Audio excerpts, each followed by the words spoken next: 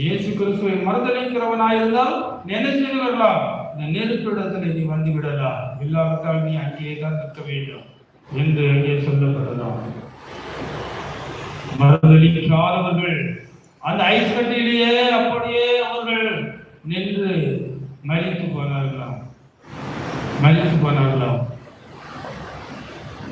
அப்போது கடைசியாக ஒருவை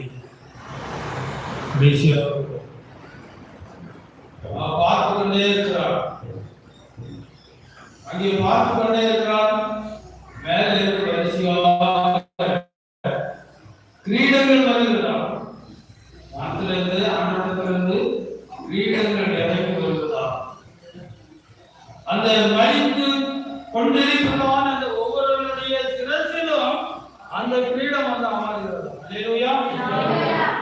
ஆண்டவர் அவனுடைய விசுவாசத்தை பாராட்டி, அவன் நல்ல போராட்டம் போராடினதை பாராட்டி, அவன் அந்த கிரீடத்தை அங்கே அனுப்பி கொண்டிருக்கிறார். ஒவ்வொருடைய சிரசிலும் அது சூட்டப்பட்டு இந்த உலகத்திலே அவர்கள் மதித்தார்கள். ஆனால்